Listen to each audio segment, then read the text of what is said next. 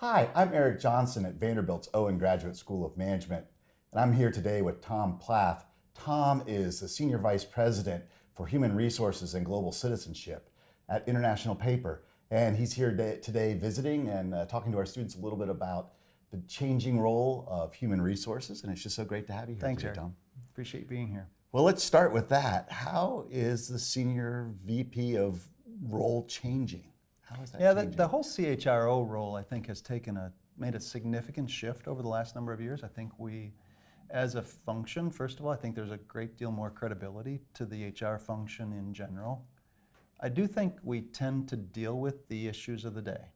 And so in our minds, some of the issues that really resonate with us are, we have tremendous generational issues today where we have to try to meld together all of what's good about each generation and also understand the complexities of each one of those. And so that tends to define us a bit. The other part that defines us is we've got tremendous workforce issues.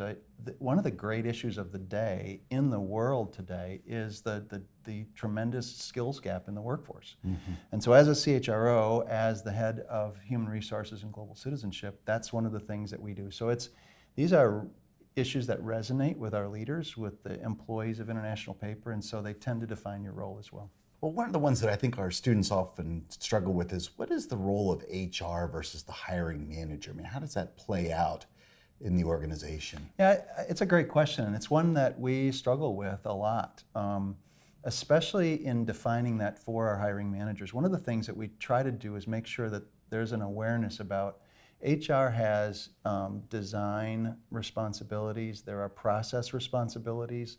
Our leaders are responsible for execution. And so to the extent that we can help them to define what it is that they need to do, how they need to do it, it's not up to us to do it as much as it is to provide the framework and the coaching to enable that. So you mentioned leaders. Certainly a big part of your job is growing that next generation of leaders. Sure and taking them along. And one of the things we often observe in that is helping them understand what they need to stop doing. You know, maybe they were really great engineers and, right.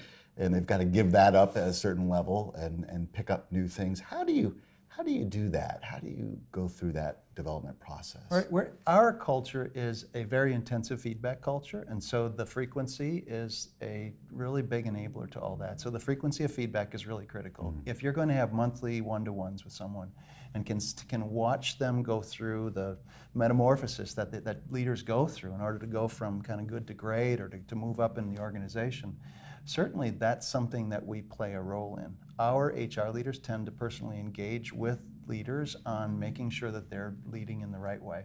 And so we provide formal coaching, we provide informal coaching, we set up situations with mentorship where they get the type of coaching that they might need from someone that's been there before.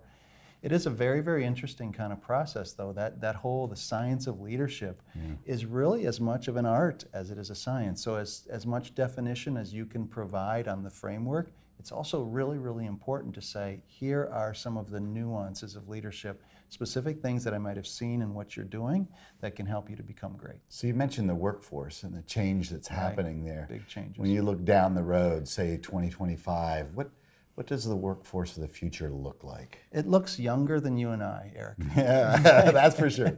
And good. Yeah, that is good. Actually, so it's going to be a big challenge for us. 2025 isn't that far away. It is a mere 8 years away from today. We have generational issues that will play a part of that, but more important is the composition of that workforce. We have it in International Paper, and when we do our SWOT analysis, we have workforce issues both on the threats, but we also have it on the opportunity side. So the threat side is pretty clear. The threat side is we've got this tremendous number of boomers in the workforce today that will be leaving, right? And so the workforce of 2025 is by definition going to be younger. It's going to be populated with Xers and millennials. It's going to be much more diverse. We at International Paper just put in a chief diversity officer for the first time. We view that the whole topic and the whole area of diversity as a sustainability issue, right?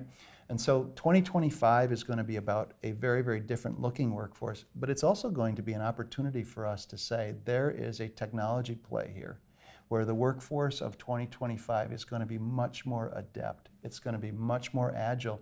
It's also going to believe not in work-life balance, but in work-life integration. And that provides an opportunity for employers to think differently about their workforce, the capabilities, what's possible. So thinking about the leaders for those new workers in that workforce, what are some career stalling behaviors that you would see that might really prohibit someone from leading into that new world? Yeah, it's a great question, and I think we see those types of impediments popping up, and there's some level of consistency to them. I think that a lack of willingness to learn constantly is a huge part of that. I think having learning agility and just having the mindset to say, you know what, I don't know it all. I need to learn more tomorrow, and make that an iterative process every day. That's really, really critical. We tend to screen for today the understanding that people fundamentally have differences that don't make your leadership more difficult, but can actually enhance it. And so it's all about mindset for us, and thinking about how do we make sure that our leaders are approaching the issues and the challenges that they have in the most constructive, holistic kind of way they can. It can start very, very fundamentally with some of our leaders. If they aren't willing to listen, if they aren't willing to engage, exercise some restraint in conversations, be objective about what they're learning, that's what we teach from a skill set standpoint with our leaders, and that then kind of transcends some of these differences and really can create tremendous opportunities out of them. Yeah, and that little bit of tension between authenticity and restraint. Oh my, there is tension there, and I think that as for our leaders, understanding the more experience we can give them in different settings, things that aren't the same. You asked the question before about how do we make sure that they stop doing some of what they maybe have become good at. Part of that is distancing yourself and being willing to learn new things and being authentic that you don't maybe know everything. And then being able to work from that and learn actively as you're doing it. That's great. Well, you've had a long career and a lot of leadership roles. I wonder if you could share a leadership lesson that you've learned along the way. Yeah, I went over to Brussels, Belgium in 1997. So I lived there with my family for 4 years between 1997 and 2001. And I was young. I was 33 years old. I was in a significant role as the HR director for IP Europe. We were in 20 countries. We had 18,000 employees on the ground. It was a step change in my career. And so I used to, interestingly, I used to go home at night, and so I had a wife, my three young children, and it was so different for us that it was just, I didn't ask Lisa whether she cried that day. I asked her how many times she cried that day. Wow. It was tremendously difficult for us for the first 6 months. The last 3.5 years were incredible, Eric. They were just an incredible opportunity. My biggest learning from that, there's a couple of them. I tell people that I came back having this unique combination of humility and confidence. And so it's really, really important to know that you don't know everything. And you learn that in spades in a role like that. It's also really, really important to be confident that you can get into a situation that you don't know about and understand how to navigate through it. Probably the biggest learning for me from all that, though, was the power of adversity.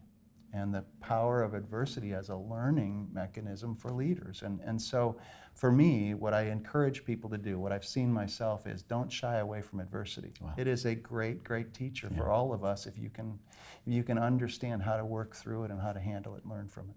Well, Tom, thanks for spending the day with us. It's my pleasure. It's my pleasure. Thank you very much.